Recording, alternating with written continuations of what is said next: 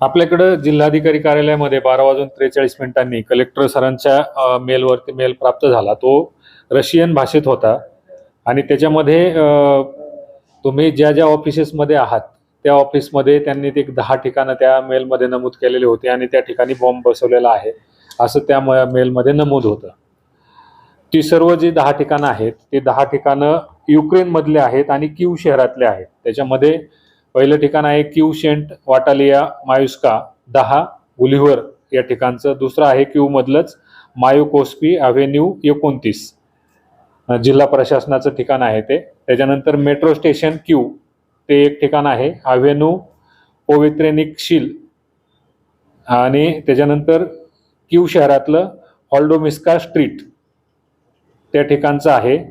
आणि एक जे आहे ते युक्रेनचं संरक्षण मंत्रालय त्यांनी म्हटलेलं आहे. त्याच्यानंतर 7वं ठिकाण जे आहे ते अरब प्रजासत्ताक इजिप्तमधलं युक्रेनच्या दूतावासाची इमारत म्हटलेलं आहे त्यांनी, इमारत क्रमांक 50. त्याचबरोबर क्यू सेंट लिव्हिस्का 23 ती जी इमारत आहे ती international university of human development युक्रेनची इमारत आहे.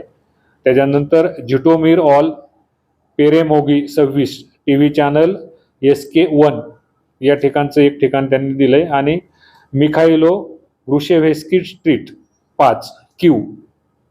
आणि शेवटचं जे ठिकाण त्यांनी दिलंय युक्रेनमधील अमेरिकन दूतावास सेंट सिकोसोर्गो 4 ती जो आहे ते ठिकाण आहे कोल्व्हिन्सा ऑल टँकोवा क्यू मध्ये. असे हे 10 ठिकाणचे त्यांनी ती यादी दिलेली आहे.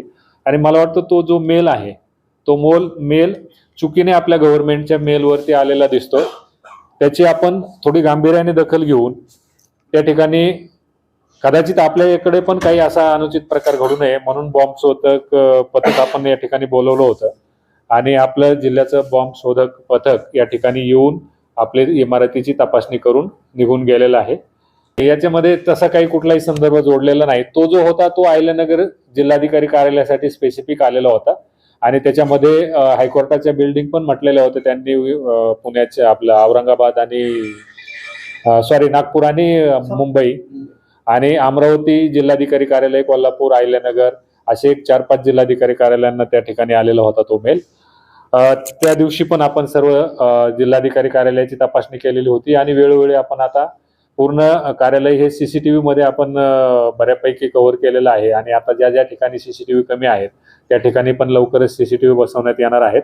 त्याचबरोबर आपल्याकडं गेटवरची सिक्युरिटी जी आहे आपली पोलीस सिक्युरिटी ती पण आपण टाईट केलेली आहे. त्याच्यामुळं अनोळखी व्यक्ती दिसताच सिक्युरिटी पण आपल्याला त्या ठिकाणी येऊ देत नाही. संशयास्पद व्यक्ती दिसली तरी सिक्युरिटीचा त्या ठिकाणी आपल्यावर चांगल्या प्रकारे वॉच आहे.